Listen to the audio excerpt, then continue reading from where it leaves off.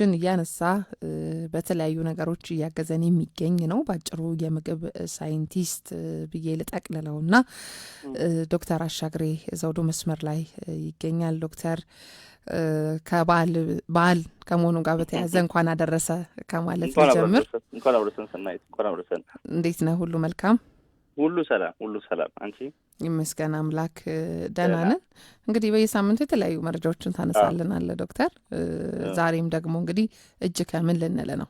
እሺ፣ አይ መልካም በዓል እመኛለሁ። ጥሩ ጊዜ እንደነበራቸው ሁሉም የአራዳ ሸማቾች አንቺንም ጨምሮ።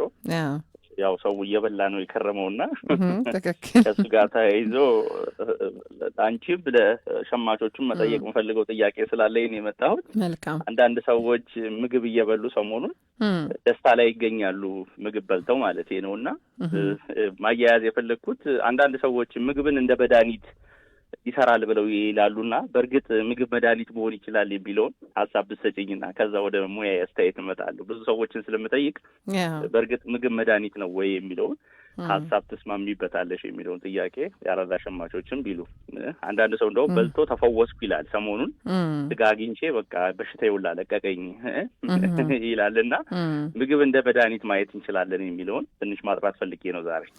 መልካም። እንግዲህ ጥያቄው ለእኔም ስለቀረበ ከኔ ሀሳብ ልጀምር። ያው ምግብ መድኃኒት ነው ላለው፣ ግን እኔ በሁለት መንገድ ነው ማለት ኤክስፕሌን አድርጌው ነው እንዲሁ በጭፍን ሳይሆን። አሁን ለምሳሌ ቀደም ሲል በክርስትና እምነት ተከታዮች ዘንድ ከጾም ወይም ከአጽዋማት በኋላ የምንቀበለው በዓል ነው የጌታችን መድኃኒታችን ኢየሱስ ክርስቶስ የልደት በዓል። እንግዲህ ከዚህ ጋር በተገናኘ ጾም ላይ ያው ብዙዎች ከስጋ መራቃቸውን ወይም ከተለያዩ የአትክልትና የእንስሳት ተዋጽኦ መራቁን እንትን ተመርኩዞ ነው እንግዲህ ቅድም አንተም ጠቆም ያረከው ምሳሌ ስጋ አገኘውና ዳንኩኝ የሚሉት አባባሎች የመጡት። ወደ እኔ ግን ሳመጣው ጾም ላይ ሆኜ ጤናማ ምግቦችን የመመገብ ልማዶች አሉኝ። ማለት ከጾምም አሁንም እንዲሁ ስጋ የምንመገብበት ወቅትም ላይ ሆኜ ከስጋ ውጪ የምመርጣቸው ምግቦች አሉ።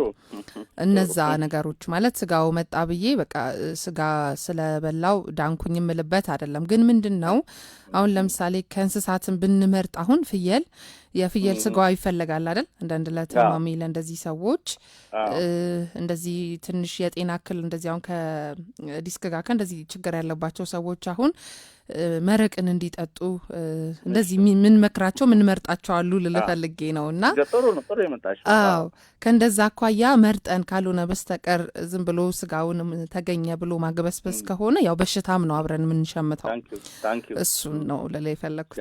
አይ አመሰግናለሁ። አንቺ እንደውም ጥሩ ሰው ስለሆንሽ ነው ማለት በበዓልም ወቅት አመጣጠናለሁ ሌሎቹንም ነገር አያለው ያልሽው አንቺ ብቻ ነሽ እንጂ እኔም ጭምር ቢሆን ያው ስጋው ብቻ ስለሆነ በየዘመድ ቤትም ስትዞሪ የሚቀርብልሽ ነገር ተመሳሳይ ስለሆነ ለአንድ አይነት ምግብ ነው የምንጋለጠውና እሱ የሚያመጣው ችግር አለ ለማለት ነው። ጥሩ መጥተሽልኛል። ስለዚህ ለሁሉም ሰው መንገር የፈለግኩት ወይ ምግብ ወይ ኒውትሪሽን በጤናችን ውስጥ በጣም እጅግ አስፈላጊ ሚና አለው። ምንም ማይካድ ነው።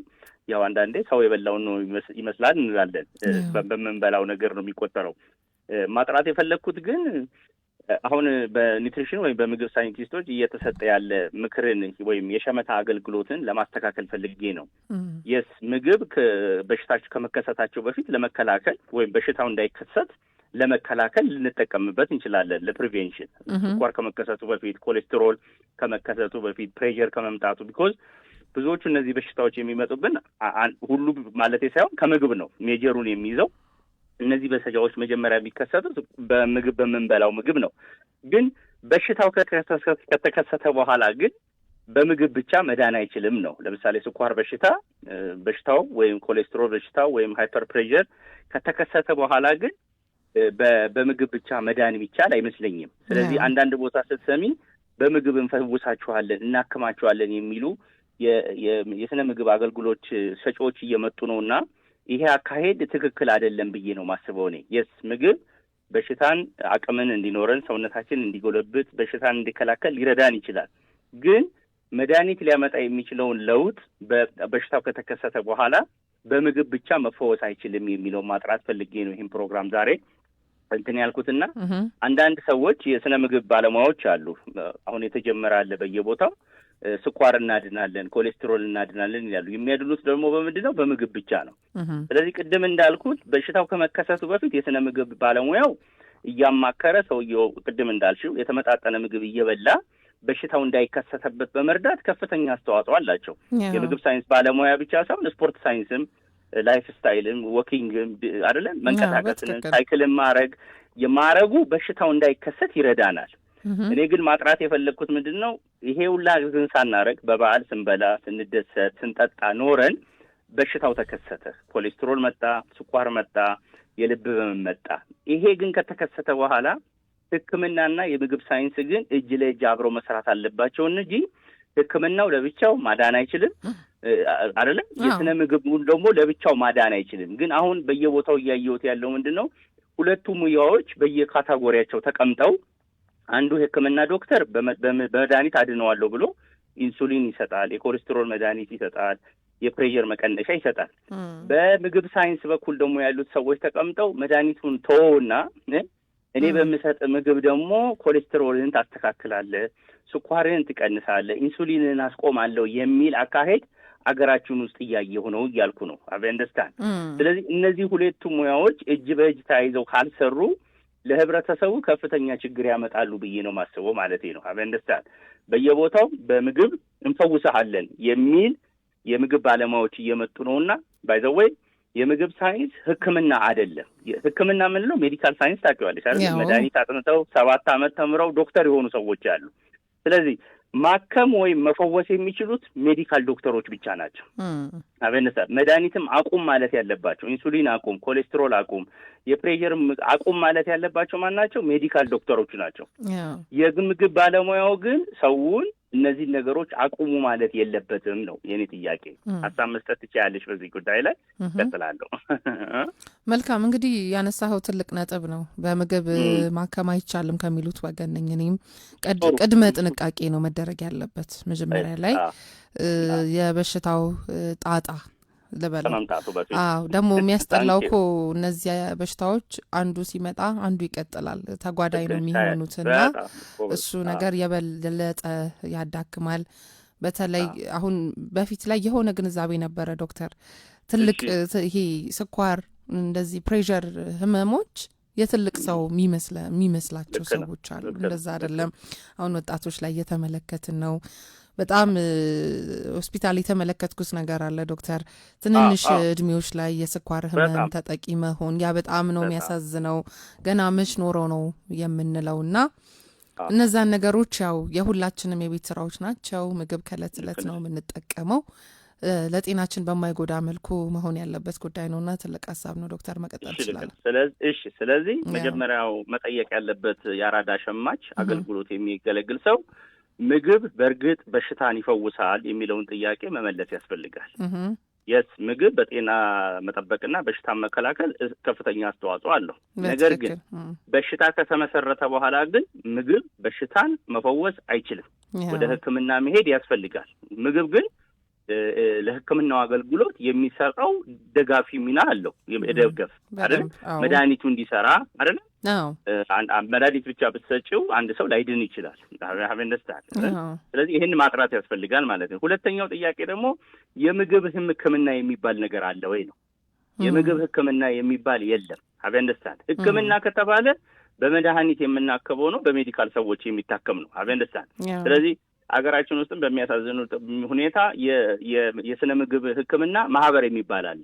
የምግብ ሳይንቲስቶች ተሰባስበው ማህበር መስርተዋልና ይሄ ህብረተሰቡን ያሳስታል ብዬ አስባለሁ። እኔ ሕክምና የሚለው በምግብ እፈውሳለሁ አድናለሁ ነው የሚሉትና እነዚህ ሰዎች በቅድም የህግ ማዕቀፍና የቁጥጥር ችግር እንዳለ ተነግረሽልና ጤና ጥበቃ እነዚህ ሰዎች ስርዓት ሊያስይዝ ይገባል ማለት ነው። ይሄን ቃል መጠቀም አይችሉም። የምግብ ሕክምና የሚባል የለም። አበንደስታን በምግብ መደገፍ ማስተካከል ግን ይችላሉ።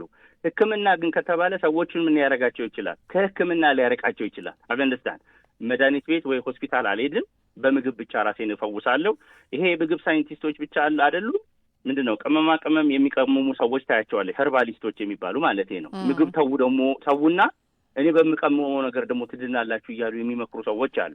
ቢዝነስ የሆኑ በርካታ ነገሮች ቢዝነስ እየሆነና ቅድም ሸማች ግንዛቤ በማነሱ ይበዘበዛል ብለሽ ነበር አበንደስታ። ይሄ ብዝበዛ ደግሞ የሚመጣው ደግሞ ነው ስነ ምግባር በጎደላቸው ባለሙያዎች የሚፈጸም ነው አበንደስታ። ሳይንሱ የሚፈቅደውንም አይደለም ዓለም አቀፍ ሕጉም የምግብ ባለሙያዎች ቅድም እንዳልሽው ቅድመ ጥንቃቄ ላይ እንዲሰሩ በሽታም ከተከሰተ ደግሞ ከሌሎች የሕክምና ዶክተሮች ጋር በመሆን ሰውየው ለውጥ እንዲያመጣ ድጋፍ ማድረግ ነው ያለባቸው ማለት ነው። ስለዚህ ሶስተኛው ጥያቄ አንዳንድ ሰዎች እኔ ድርጅቶቹንም መናገር ስለማልፈልግ ነው እንጂ መድኃኒታችንን ትታችሁ በምግብ ብቻ እናከማችኋለን ብለው እያስተዋወቁ ይገኛሉ ብዙ የኒትሪሽን አማካሪ ድርጅቶች። ይሄ ምክሮች በጣም አደገኛ ነው። መድኃኒትን መተው በሽታውን ሊያባብሰውም ይችላል። አበንደስታን በምግብ ድኛለሁ፣ ስኳሬ ቀንሶልኛል፣ ኮሌስትሮል ይጠፍቶልኛል ይሉና ያቆሙታል። ከዛ በኋላ ግን በሽታቸው ተጠናክሮ ወደ ሞትም ሊያደርሳቸው ይችላል እና ይሄ ነገር መስተካከል አለበት ነው። ስለዚህ ምግብ ግን በበሽታ በሚይዘን ጊዜ ምን አስተዋጽኦ ያደርጋል ካለን እናውቀዋለን። ሰውነታችንን ይደግፍልናል፣ የመከላከል አቅማችንን ይጨምራል። ቅድምን ብለሻል አንቺ አይደል? ለበሽተኞች የምንሰጣቸው አቅም ጉልበት ሊሆናቸው የሚችሉ ምግቦች አሉ አይደለ? ስለዚህ ሕክምናውን ከምግብ ጋር ማካሄዱ ተገቢ ነው ማለት ነው አበንደሳ። ስለዚህ ሰዎች ሲታመሙ ሙዝ፣ ብርቱካን ይዘን የምንጠይቀው ለምንድን ነው? በመድኃኒቱ ብቻ እንደማይድኑ ስለማናቅ ነው። ስለዚህ የሕክምና ውጤታችንን በጣም ያሻሽላል። የበላ ሰው በጣም ይቻላል። ከዛ ውጭ ግን ሌሎች ደግሞ አሉ። ይህን ብላ ትፈወሳለህ የሚል ማስታወቂያዎች በየቦታው እየተነገሩ ነው አይደለም? ለእንትን ብላ ፌጦ ብላበት። ይሄ ምንም አይነት ሳይንሳዊ መሰረት የለውም። እንደዚህ አይነት ማስታወቂያዎችንም ተቆጣጣሪው አካል ሊቆጣጠራቸውና በህግ ማዕቀፍ ውስጥ ሊያስገባቸው ይገባል። ማንንም ሰው ይሄን በልተህ ትፈወሳለህ ሊል አይችልም። አበንደስታንድ አንዳንዴ እንደውም የሕክምና ዶክተሮች ራሱ የሚፈውሰው እግዚአብሔር ነው ይላሉ። እኛ እናክማለን ነው እነሱ ራሳቸው እኛ የምንሰራው ሕክምና ነው ሰው እንዲያገግም አይደል እንዳይጨምርበት ነው እንጂ ቀጥታ ፈውስ ውስጥ መድረስ አንችልም። መንፈሳዊ ነው የሚሆነው ወደ ፈውስ ከሆነ አብንስታ። ስለዚህ የሕክምና ዶክተሮች እንኳን ይሄን ያህል ጥንቃቄ እያደረጉ የስነ ምግብ ባለሙያዎች ግን በምግብ ፈውሻለሁ ወደሚል ደረጃ መሄድ ተገቢ አይደለም ነው ምንም። የመጨረሻው በዚህ በዓል ለሁሉም ማስተላልፈው ምንድን ነው ዋናው መልእክት ምግብ አመጣጥናችሁ ብሉ። ቅድም ሰናይት እንዳለችው አንድ አይነት ምግብ ስጋ ብቻ አትብሉ። ዛሬም ጎመን በስጋ አይደለም እየቀላቀላችሁ አትክልት አርጋችሁ ብትበሉ ከሚመጣባችሁ በኋላ ጠንቅ በሽታ ትገላገላላችሁ። ሰሞኑን የበላችሁትን እንግዲህ ራሳችሁን ማየት ትችላላችሁ። እኔ ከብዶኛል። ያው በዓልም ስላለ ሳይንቲስትም በሆን የባህል ተጽዕኖዎች አሉ። በየቦታው የሚቀርበው ቅባት ነው፣ በየቦታው የሚቀርበው ስጋ ነው አይደለም። ሌላ ነገር አቅርቡልኝ አይቻልም እና ሰዎችን እባካችሁ በቻላችሁ ፍሪጅም እያስቀመጣችሁ እያፈራረቃችሁ በመብላት በሽታው ከመከሰቱ በፊት ተጠንቀቁ ነው።